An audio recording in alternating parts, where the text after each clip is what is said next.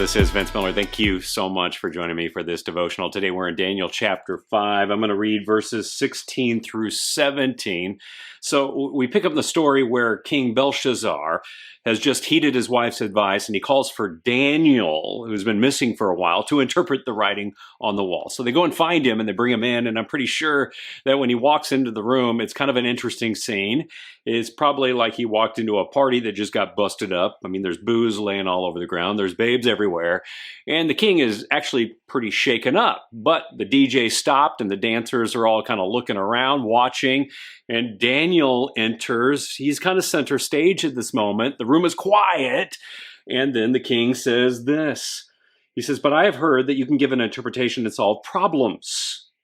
Now, if you can read the writing on the wall and make known to me its interpretation, you shall be clothed with purple.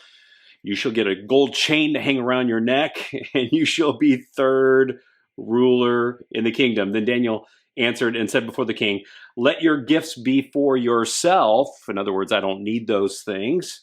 "And give your rewards to another. Nevertheless, I will read the writing to the king and make known to him the interpretation." So the king here promises purple plenty and promotion. But Daniel just doesn't care. You know, the king's little ploy at public promotion doesn't persuade him at all. And here's why. Daniel knows two things. First, Daniel knows there's only one king. And it wasn't Nebuchadnezzar, and it ain't him. It's never going to be Belshazzar. And he knows it. Because when he walks in, he can read the writing on the wall. The kingdom is about to fall in minutes. That's what it says. And by the way, Daniel has been down this road before. Between the ages of 15 and 50, he was the second most powerful man in the land. So there is no purple or plenty or promotion that he hasn't seen that would ever persuade him. Second, Daniel knows that submitting to God is the most carefree way to live his life. So he doesn't actually care about purple plenty or promotion at all because none of these things actually matter to him anymore. Now he's not about to act carelessly, fellas. So listen to that. Don't act carelessly. Still, he has absolute freedom from the world's pleasures so that he's not going to be persuaded to interpret the writing to get those things. But instead, because he knows he needs to do it because it's God's purpose for him. So let me say something about this right here because it's really important. There are times righteous men do the right things and get promoted for doing them. This happens. But the promotions we get are not the reason we do them.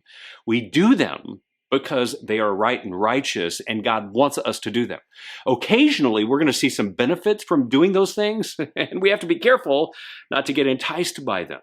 As God's man, we get to steward some things that are greater than purple, plenty, or promotion, like God's purpose. And right here, Daniel stewards God's purpose in God's way.